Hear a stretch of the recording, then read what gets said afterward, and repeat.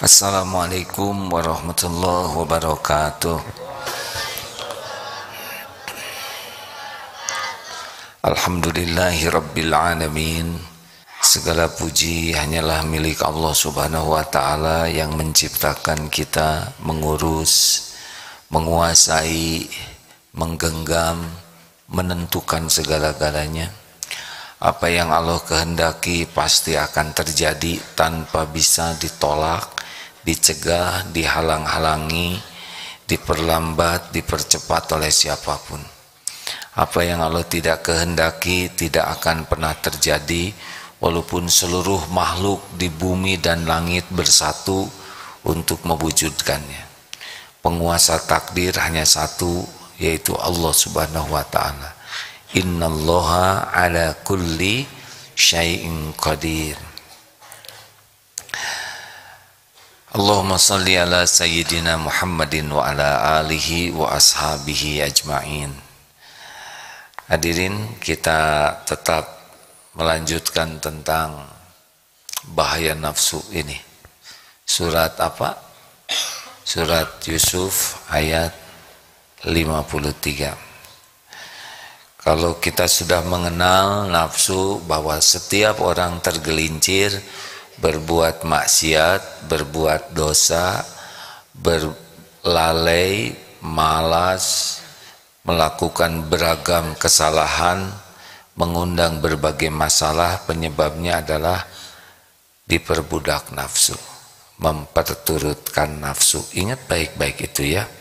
Jadi kalau kita tidak punya program serius sekali untuk mengenali nafsu dan mengendalikannya, maka kita hidup ini akan diperbudak nafsu. A'udzubillahi minasyaitonirrajim. Wa ma ubarri'u nafsi innan nafsa la'ammaratun bisu illa ma rahima rabbi inna rabbi ghafurur rahim. Dan aku wa ma ubarri'u nafsi, dan aku tidak mengatakan diriku ini, aku tidak membebaskan diriku dari kesalahan, tidak mengakui diriku ini suci, karena sesungguhnya nafsu itu selalu menyuruh untuk kepada keburukan, kepada kejahatan, illa kecuali yang diberikan rahmat oleh Allah. Sesungguhnya Allah Maha Pengampun lagi Maha Penyayang. Jadi sekarang kita sudah tahu, nah setan itu kendaraannya adalah nafsu untuk menggelincirkan kita. Makanya kalau nafsunya kita serius kendalikan, setan jadi tidak punya kendaraan. Itulah makanya orang-orang yang ikhlas, setan tidak berdaya. Tapi orang-orang yang ingin dipuji, dihormati, ingin dikagumi, ingin diperlakukan spesial oleh manusia, tidak puas hanya ingin diterima Allah, ya sudah, dia akan lebih mudah ditipu. Hadirin hadirat sekalian dan adik-adik, sekarang kita latihannya yang sederhana-sederhana saja ya. Kita harus ingat bahwa maksiat besar itu biasanya pada umumnya karena dibiasakan maksiat kecil lama-lama membesar. Makanya kalau orang bisa berbuat maksiat, maka ujungnya itu biasanya dua ya. Satu, oleh Allah dibuka dia ketika berbuat maksiat, atau dimatikan oleh Allah ketika dia berbuat maksiat. Nauzubillah. Hati-hati nih, yang suka bikin dosa peluangnya dua, dibuka nanti maksiat kita. Kan Allah menyaksikan setiap kali orang berbuat maksiat sekecil apapun, Allah pasti tahu. Wa huwa ma'akum aynama kuntum wallahu bima ta'maluna basir. Dan dia, Allah, bersamamu dimanapun kau berada, dan Allah maha melihat apapun yang kau kerjakan. Allah Maha mengetahui, wallahu khabirum bima ta'malun. Allah mengetahui dengan teliti apapun ya yang kita lakukan. Jadi kenapa kita dihormati orang lain? Karena Allah masih menutup-nutupi kejelekan, keburukan, maksiat, dosa, aib kita, sehingga orang lain tidak tahu. Seperti sholat kita yang barusan, Allah tahu seperti apa khusyuk atau tidaknya kita, tapi Allah tutup-tutupi sehingga orang lain nyangkanya kita ini orang baik-baik.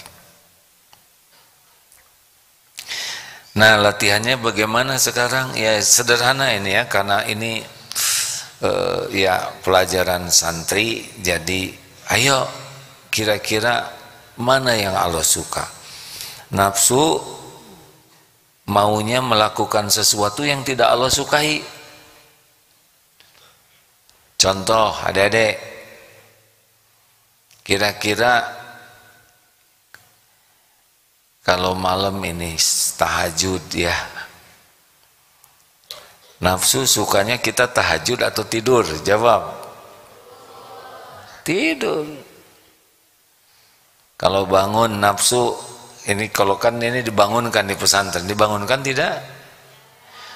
Ya, tidak sedikit orang yang dibangunkan itu jadi bahagia atau jadi jengkel.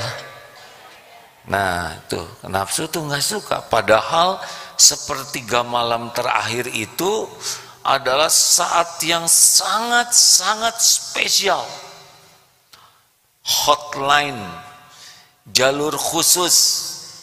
Orang yang tahajud itu kalau minta dikabulkan, kalau doa diijabah, kalau meminta diberi, kalau minta ampun diampuni. Itu sepertiga malam terakhir. Ini spesial sekali. Allah sangat-sangat suka kepada orang yang tahajud. Dan nafsu pasti sebaliknya, maunya kita tidur. Apa yang paling Allah sukai? Nafsu paling tidak suka, kecuali nafsu yang dirahmati Allah ya. Nah, jadi sekarang kalau aduh susah tidur, susah bangun, malas, nafsu nih pasti Allah tidak suka kalau saya memperturutkan nafsu ini tahajud saat saya bisa mendoakan ibu bapak saya.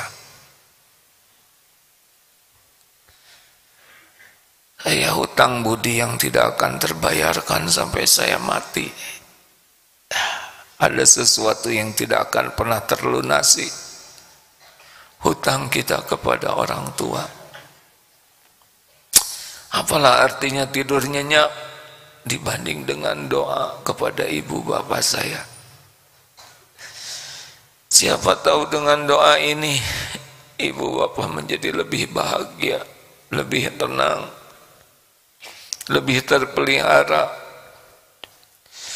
Kalaupun berpisah, semoga dengan doa di penghujung malam ibu bapak husnul khotimah, bisa lapang kuburnya. Bagi yang orang tuanya sudah dikubur, apalah artinya kita tidur nyenyak dibanding dengan doa yang membuat kubur orang tua kita jadi penuh cahaya.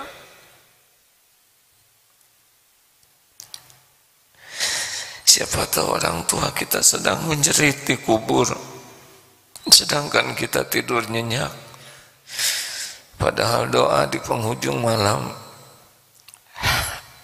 bisa membuat derita di kubur hilang. Apalah artinya tidur? Ingatlah, sesuatu yang paling dicintai Allah itu bakal bermanfaat luar biasa banyaknya. Maukah kita tidur nyenyak sedang orang tua menderita? Padahal doa kita bisa menjadi jalan hilangnya derita ibu bapak kita.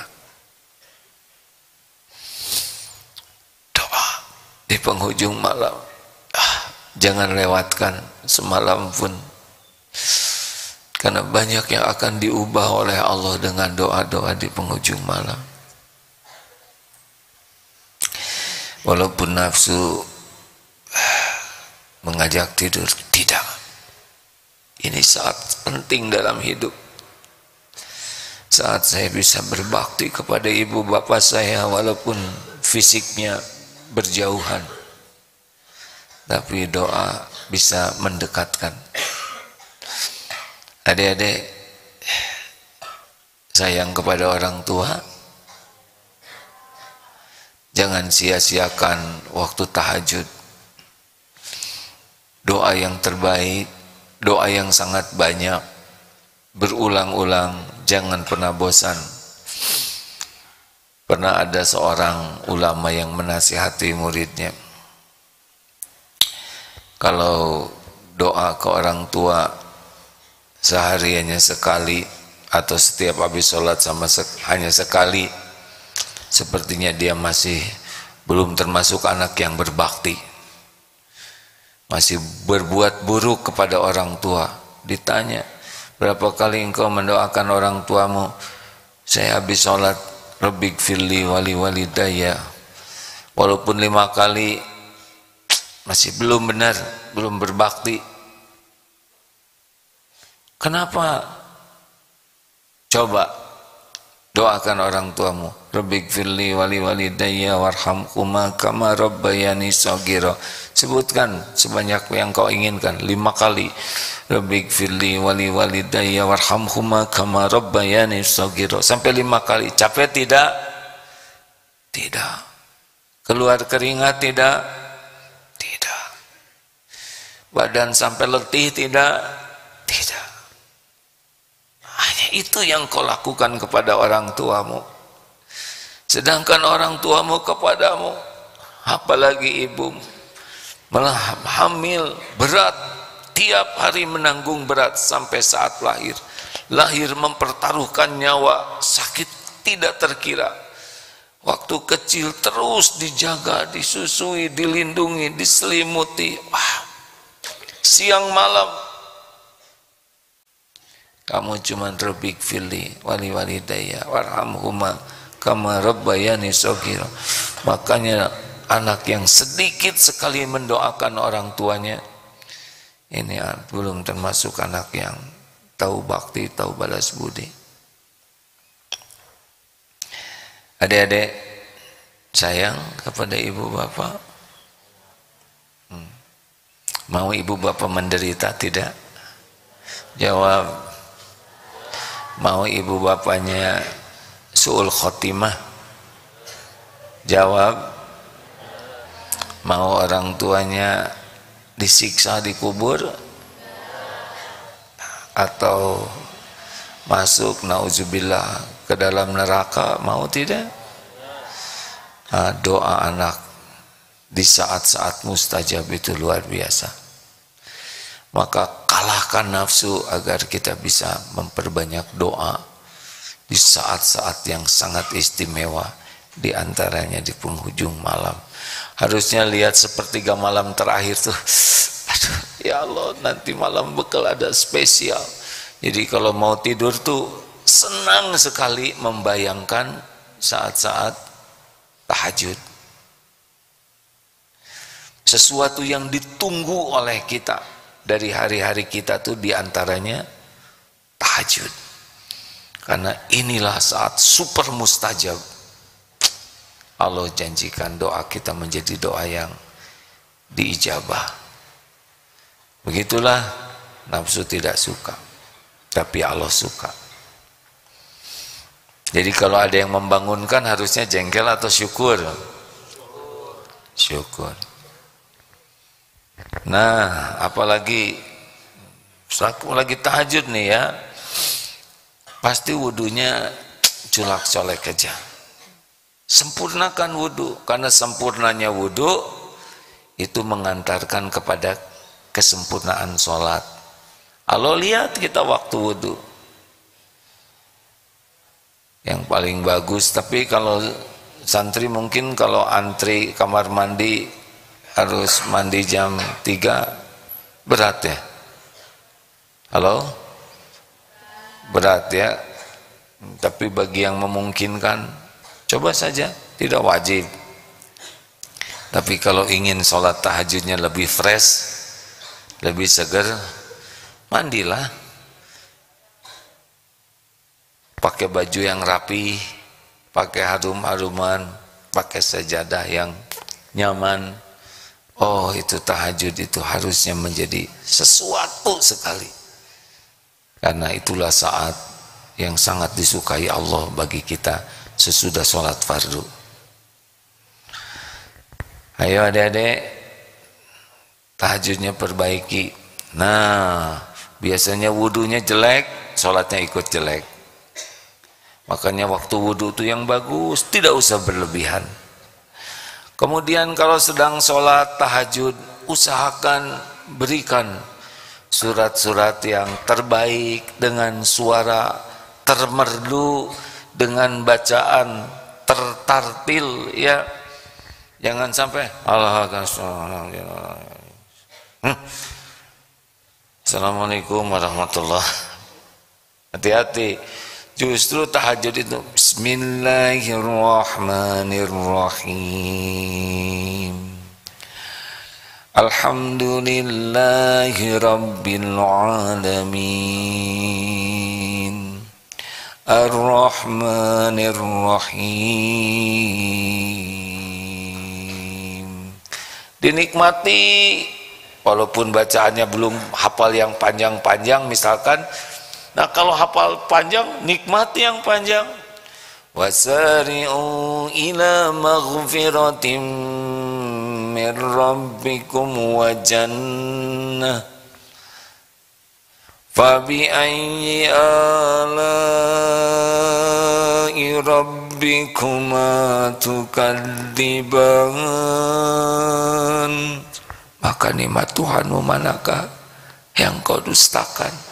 Itu jadi sholat tahajud itu saat yang enak, bacaannya tartil, tenang, yakin Allah sedang memperhatikan, yakin Allah sedang mendengarkan, yakin Allah menyaksikan, Allah tahu isi hati kita. Pas sujud, tumpahkan itu doa tuh. Sesudah subhana rabbiyal a'la, sujud itu saat terdekat kita dengan Allah, saat kita bisa meminta kepada Allah dengan waktu yang paling top. Makanya setan tidak suka kita sujud. Kenapa jadi sin semua ini? Tidak suka. Ayo coba jujur, pasti sujud itu ada yang kejedot, Pak. Allah begitu. Ini pada saat yang paling top. Makanya kalau ingin lihat kedudukan seseorang di sisi Allah, di antaranya adalah pasti menikmati sujud. Dan setan paling membuat sujud kita ini tidak ingat Allah, betul? Memang ada yang lama sujudnya karena lupa. Ini sujud ke-1, ke-2 nih. Mikir sambil sujud itu. Padahal itu mintalah. Sebetulnya Allah sudah sangat tahu ya keperluan, kesulitan, keinginan kita. Tapi Allah memfasilitasi sujud supaya makin nikmat dengan Allahnya. Kan Allah sudah tahu keperluan kita, kenapa dong harus minta? Karena minta ke Allah itu bagian dari kebahagiaan. Bagian yang membuat hidup kita enak itu justru dengan doa. Halo? Paham tidak nih adik-adik? Allah kan udah tahu keperluan kita, keinginan kita. Selama ini juga diberi banyak sekali yang tidak kita minta. Terus kenapa Allah nyuruh kita doa, nyuruh kita sujud? Karena itu yang bisa membuat hidup ini jadi bahagia, jadi enak. Doa, munajat, sujud, bersimpuh, itu bagian dari kebahagiaan dalam hidup ini. Justru kalau semua dikasih kita nggak punya doa, nggak enak, garingnya seperti selama ini. Kita dikasih banyak sekali, bisa kedip, bisa mikir, bisa mendengar, bisa bicara, bisa bergerak, bisa bernafas, seluruh tubuh ini beres setiap saat. Mana kita mensyukurinya? Enggak kan? Biasa-biasa aja. Tapi ketika kita menyadari ada keperluan ke Allah, kemudian kita bangun tahajud, kita wudhu yang bagus, kita sujud yang nikmat, itu bahagia di sana. Nikmat. Ayo, perbaiki tahajudnya ya. Setan tidak suka, nafsu tidak suka, jadi setan pasti ngebisikinnya. Kalau jam pakai alarm misalkan, ya jam 3 kurang 5, nanti 5 menit lagi, 5 menit lagi. Nanti tahu-tahu pas itu jarum panjangnya pas, tapi jarum pendeknya angka 6. Bablas berarti.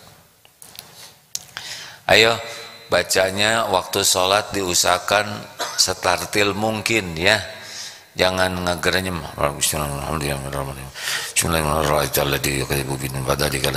Itu enggak nikmat. Subhanallah, enggak enak. Subhana rabbiyal azim.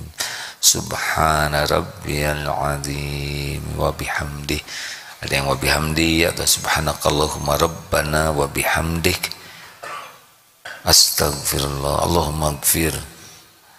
Subhanakallahumma rabbana wa bihamdik. Allahumma gfir.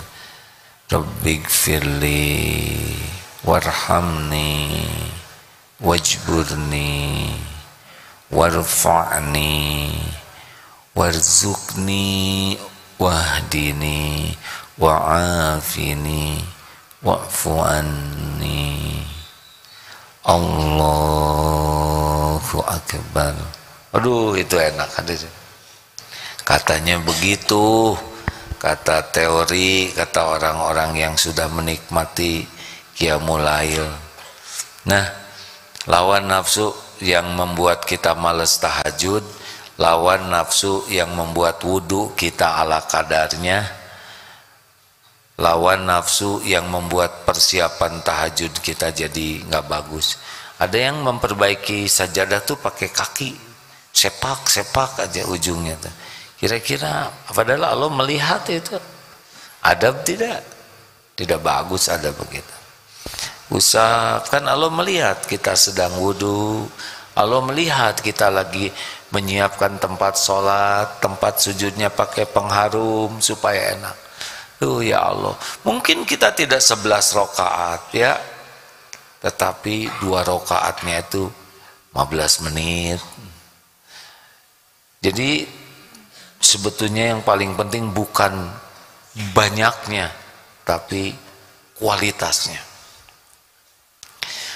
2 rakaat spesial untuk minta ampun dulu. Ya Allah, ampun, mata saya banyak maksiat, sering berzina, melihat yang tidak halal, ampun. Ya Allah, ampun, telinga saya sering mendengar aib orang, astagfirullah. Ampun, mulut saya ya Rabb banyak sekali bicara, banyak perkataan yang mubazir, banyak kata-kata yang bisa jadi ghibah, tidak sedikit kata-kata jadi fitnah. Ampun. Sambil ingat mulut itu 2 rakaat pertama periksa. Ini terutama yang sudah tua-tua ini, mana yang tua-tua? Saya sendiri ya. Biasanya ada yang tua di sini di sebelah saya tuh. Sekarang sudah jadi muda, makin terasa nih saya paling tua. Kalau bangsa begini kan umur sudah 60 tahun lebih, periksa dari zaman SMP mulai balik dulu. Aduh, astagfirullah, dulu tidak merasa bersalah kalau ada cinta monyet, cinta beruk, cinta babon ya. Padahal kalau sudah balik itu tetap dosa. Astagfirullah, hanya dulu belum tahu ilmunya. Tapi sekarang sudah tahu bahwa itu dosa, tetap harus ditobatin. Dosa ke orang tua. 2 rakaat lagi spesial doa buat orang tua. Ya Allah, karena ibu bapak saya sudah dikubur, Ampun ya Allah. Ingat bagaimana kita ucapan yang mengecewakan. Bagaimana ketika bertemu orang tua kita tidak sungguh-sungguh. Bagaimana waktu kita terlalu sedikit buat ibu bapak. Bagaimana rezeki kita terlalu pelit buat orang tua. Terlalu hitung-hitungan. Bagaimana kalau ketemu orang tua tidak sepenuh, itu semua dosa itu kalau bisa kita periksa. Ampun ya Allah, ampun. Ampun ke orang tua. Udah gitu bayangkan keadaan orang tua, doakan supaya kuburnya penuh cahaya, supaya diampuni ibu bapak kita. Jadi sepertiga malam terakhir itu seperti sesuatu sekali lah ya. Beres bab ke orang tua, doa ke guru-guru kita yang jadi jalan hidayah, jalan ilmu. Doa juga ke orang-orang yang berbuat baik kepada kita, yang terang-terangan, yang sembunyi-sembunyi. Banyak orang yang ngedoakan kita diam-diam. Sangat boleh jadi kita sekarang begini adalah berkah dari doa diam-diam orang lain kepada kita. Benar? 2 rakaat lagi kalau sudah keluarga, spesial buat keluarga dan anak-anak. 2 rakaat lagi, sesudah itu doakan tetangga, teman, guru, siapa para pemimpin. Jadi sepertiga malam terakhir itu saat kita dalam tanda kutip, kalau nyebut pesta nggak enak ya, apa ya, sesuatu sekali hidup kita bermanfaat, menggerus dosa kita, mendoakan orang lain, dan diam-diam. Karena doa yang diam-diam itu super mustajab. Terima kasih hadirin sekalian. Santri bangun ini, kamera lagi ditayangkan, nanti orang tua, mana anak saya? Oh itu yang sujud dari awal sampai akhir katanya. Beginilah kalau santri para ahli tahajud ya. Mungkin bangunnya dari jam 2, jadi sekarang giliran istirahat. Bangunlah nak. Bangunkan. Justru yang ngebangunkannya lagi tidur ya. Kalau membangunkan baik-baik ya, jangan dibuat kaget. Baik, terima kasih. Ada yang akan didiskusikan? Ya. Sudah ada pertanyaan yang kemarin, dilanjutkan. Ya, silakan. Assalamualaikum, bagaimana caranya kita ridho atas ketetapan dari Allah? Mohon jawabannya. Hampir aja saya mengatakan begini. Ini teh sudah sering ditanyakan, tapi nafsu hadirin. Mungkin yang bertanya baru gabung, benar? Mungkin sudah dengar, tapi ingin diperkuat. Jadi ya pas mikir gini, nafsu bukan nih jawaban saya. Untung saya nggak ngomong tadi ya. Jadi begini ya, nah itu nafsu ya. Nafsu itu bisa ketahuan dari nada. Begini, sama sekali tidak ada salah pertanyaan ini, walaupun sudah sangat sering dijawab. Supaya kita ridho terhadap takdir kita ini milik siapa?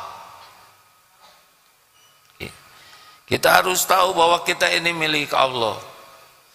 Terus Tuhan kita teh siapa? Allah tuh maha baik atau tidak baik? Allah maha baik. Tidak ada, dengar ini ya, tidak ada yang lebih menyayangi kita selain Allah pencipta kita. Kalau Allah sebel ke kita, maaf ya, adek-adek, apa sih kita ini sudah kita lakukan untuk Allah? Apa? Sholat nggak pernah khusyuk, ngaji nggak ngerti, amal nggak ikhlas, maksiat setiap waktu dilakukan, apa yang dilarang Allah kita kerjakan, apa yang disuruh Allah kita males, Pada setiap saat kita diberi rezeki, pantasnya apa untuk makhluk seperti ini kan? Kalau Allah udah jengkel, nggak maha suci Allah dari kejengkelannya, udah tinggal jelebet aja di sambar petir, cet, gosong, hitam remuk ya jadi debu, kasih angin, bs, habis kita ini. Kita ini apa cobaan, apa amal kita ke Allah selama ini? Jawab, jangan bikin emosi. Apaan? Sholat cuma 5 kali sehari yang fardu itu, berapa menit? Itu pun kita berat, nggak khusyuk. Habis sholat cepat-cepat pergi, udah gitu makan, itu rezeki dari siapa? Pagi, siang, malam, setiap saat melimpah rezeki dari Allah, karunia Allah. Giliran disuruh taat, taat itu pun untuk kita, males lagi. Giliran dilarang maksiat, padahal maksiat itu bikin celaka kita, dilakukan lagi. Apa coba? Nah, Allah tahu keadaan kita, Allah tahu dosa kita, maksiat kita, lalu Allah merancang sesuatu yang terbaik bagi kita, dikasih kejadian agar apa coba? Apakah karena Allah benci? Tidak, justru agar kembali ke Allah, supaya cepat menyadari kekurangan kesalahan, jadi tobat, jadi terpelihara, jadi dekat dengan Allah. Itu sebetulnya diberikan beragam kepahitan tuh, itu bagian dari karunia, hadirin, supaya kita jadi ingat Allah. Sebab kalau enggak dikasih titik-titik itu ya, lupa. Masih ingat tentang pesawat itu? Mungkin adik-adik kalau naik bis, lagi jalan-jalan ini, bisnya lancar, kecenderungannya lupa ke Allah tuh, tidur. Sebagian ada yang dengar musik, kalau naik pesawat lihat video, tapi ketika digoncang, ya Allah, semuanya ingat ke Allah. Jadi goncangan itu musibah atau karunia? Tergantung ya. Kalau dengan digoncang jadi ingat ke Allah, berlindung ke Allah, lisannya menyebut nama Allah, munajat ke Allah, jadi kebaikan. Justru kenyamanan itu Allah lihat, lupa. Dengar lagu, lihat video, enggak ingat ke Allah, padahal pesawat itu lancar, aman. Siapa yang ngasih? Allah. Nah begitulah. Jadi husnuzon bahwa apa yang Allah takdirkan untuk kita ini datang dari Allah yang memiliki diri kita, yang sayang ke kita, yang menginginkan kita jadi baik, jadi selamat, jadi mulia. Dikasihlah kejadian ini, terima dong, walaupun tidak cocok dengan keinginan kita. Nafsu pasti nggak ridho, tapi kalau sudah terjadi harus ridho. Seperti genteng jatuh kena jidat, bagaimana? Kan benjol ya, tidak bisa mengatakan begini, saya tidak terima. Enggak mungkin tidak terima, tanda terimanya sudah jelas, benyut ya. Faman radhiya falahu ridho, barang siapa yang ridho kepada takdir Allah, Allah ridho kepadanya. Waman sakhita falahu suqtu, barang siapa yang marah, tidak suka kepada perbuatan Allah kepada dirinya, Allah juga jadi tidak suka. Emangnya kita ini siapa kan? Kita ini makhluk ciptaan Allah, makhluk milik Allah, makhluk yang senantiasa ada dalam kekuasaan Allah, dan Allah maha baik. Gitu. Terima aja teh, sing husnuzon ke Allah, seperti pemikiran yang tadi ya, kita milik Allah, dan Allah tidak pernah berbuat jelek kepada kita selama ini. Yang berbuat jelek ke kita adalah diri kita sendiri. Dosa itu artinya kita menzolimi diri sendiri. Silakan. Ya, berikutnya, Assalamualaikum, bagaimana cara mengatasi keluhan anak yang sering dibully di sekolahannya gitu. Lapor ke sekolahnya. Halo? Ya. Lapor, Ruk. Lapor, ya. Iya. Itu tinggal dilaporkan. Kan kita harus menolong yang dizolimi dan menolong orang yang berbuat zolim. Anak yang dizolimi kita tolong dengan dilindungi supaya tidak ada yang menyakiti. Anak yang suka zolim kita tolong dengan dilaporkan, dengan membawa fakta, ya. Tidak usah emosional, ini faktanya begini, supaya nanti anak yang berbuat kurang baik itu berhenti dari kezolimannya.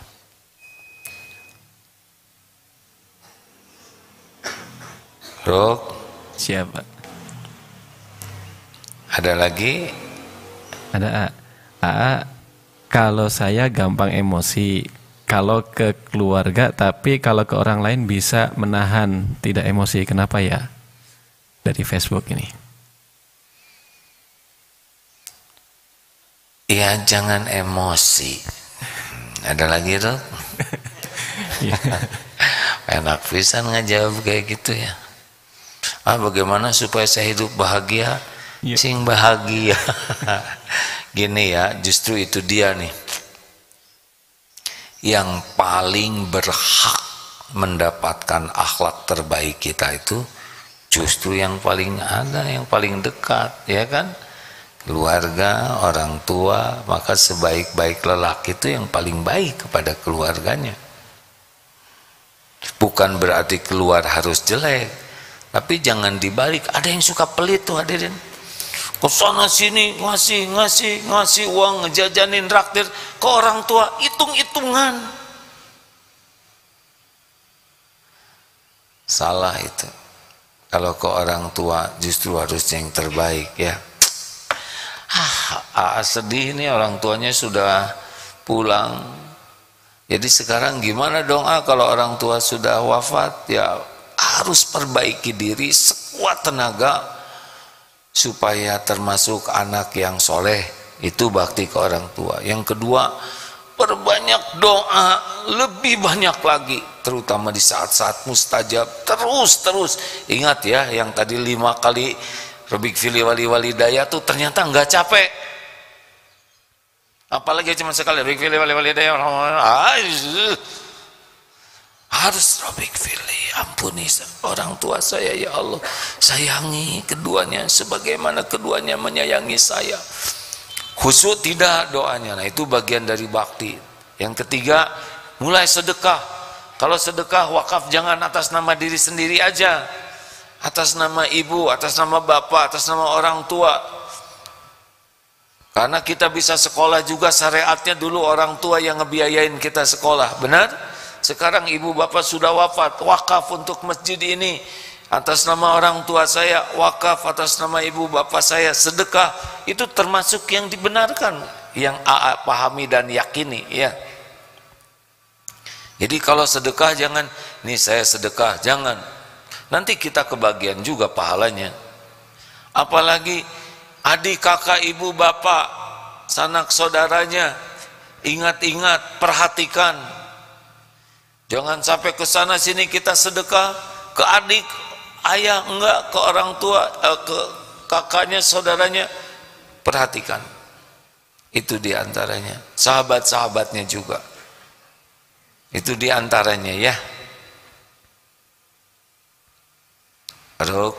Ya. Sambil disortir ini ya. Sambil di apa? Sortir. Disortir seperti barang bekas aja.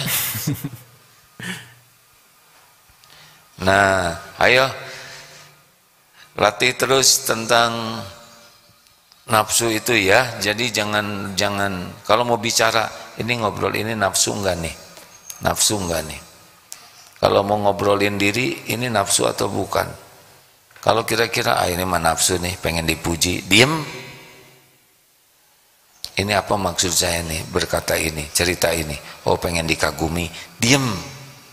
Jadi harus ada proses dulu. Kalau mau nulis WA, ini jawabannya. Kalau ada yang menjengkelkan, dibalas oleh kita. Ini nafsu bukan nih?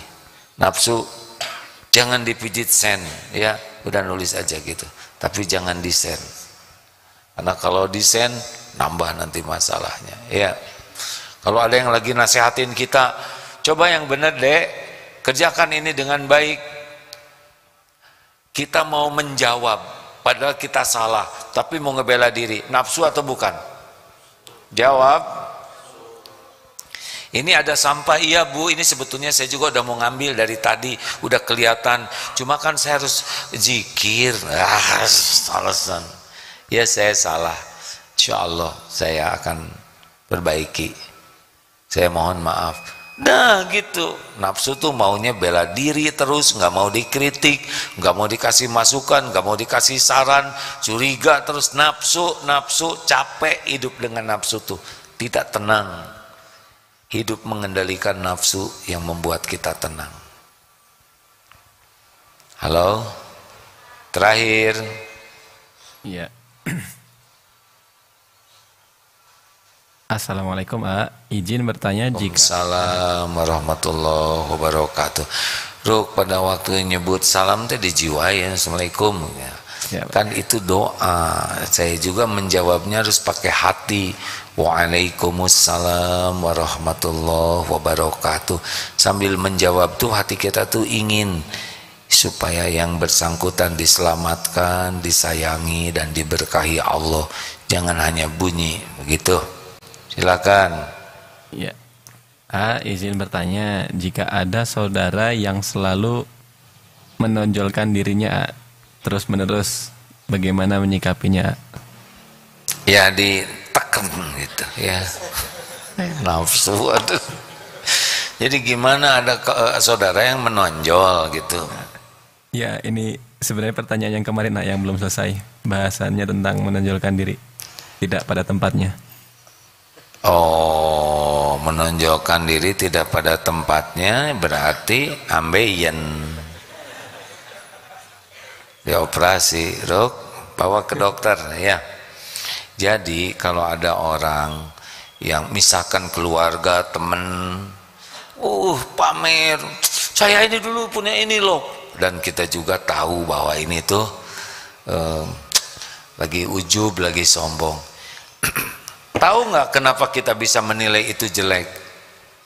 Tahu nggak kenapa? Karena Allah sudah menolong kita dengan ilmu, jadi tahu itu kejelekan. Kalau enggak, kita juga sama. Udah berapa kali dalam hidup ini kita sombong, bahkan lebih sombong dari dia. Kita suka menonjol-nonjolkan diri, bahkan sampai coplok, ya kan? Saking nonjolnya. Jadi kalau ada orang-orang yang bersikap jelek tuh, kita harus bersyukur bahwa kita diberikan oleh Allah pemahaman, ngerti bahwa perbuatan itu tidak baik. Itu nikmat dari Allah, harus kita syukuri loh hadirin. Ya kan? Misalkan ada orang sombong dan kita tahu itu sombong, itu nikmat. Karena kalau enggak, kita juga sama-sama sombong. Jadi ya Allah, alhamdulillah. Ada yang suka marah-marah, alhamdulillah ya Allah, Engkau yang menolong saya, tahu kelakuan ini jelek. Kita belajar dari orang tersebut. Ya Allah, kenapa dia seperti itu? Mungkin belum sampai ilmunya, tapi dia udah tua. Tua kan tidak berarti paham. Kenapa ya bapak saya, misal ya, orang tua saya kok gini, mungkin dulunya nggak sempat belajar agama, belajar ilmu tauhid. Jadi jatuhnya tuh pahami latar belakangnya. Terus kita bertekad, saya nggak boleh seperti ini, saya nggak mau. Allah sudah memberi contoh betapa buruknya orang yang suka pamer. Saya harus belajar dari kejadian ini. Saya tidak akan niru kelakuan ini. Terus jadi gimana ke yang bersangkutan? Doakan, ya Allah, lembutkan hatinya, semoga dia tidak ujub, tidak sombong. Nggak usah pakai jengkel, karena kalau kita diambil juga oleh Allah taufiknya, jadi lagi kita kayak gitu ya. Emang kita bekal baik terus gitu? Kalau Allah nggak tolong, kita jadi maksiat juga. Berapa banyak yang asalnya baik-baik, kemudian bisa tergelincir lagi berbuat dosa. Benar? Ingat ya, yang tidak boleh kita tidak suka itu adalah ketonjolannya, kepenonjolannya, kepertonjolannya, kebenjolannya itu. Kalau ke orangnya, ini adalah harus sayang.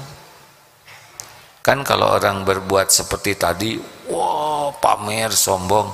Nah, kesombongannya ini yang tidak boleh kita sukai.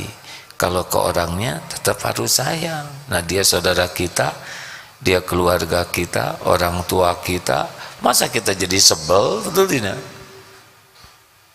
Harus dibedakan. Kita berharap orangnya jadi baik, sebagaimana kita pun berharap kalau kita salah kita jadi baik.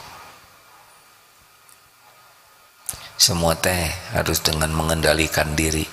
Kalau enggak kita sebel aja ke orangnya, terus kita ceritakan ke orang lain. Makin kita cerita ke orang lain, nah kita gibah. Nauzubillah min dzalik. Alhamdulillah, terima kasih. Terima kasih sahabatku sekalian. Alhamdulillah. Subhanakallahumma wa bihamdik asyhadu alla ilaha illa anta astaghfiruka wa atubu ilaik. Assalamualaikum warahmatullahi wabarakatuh.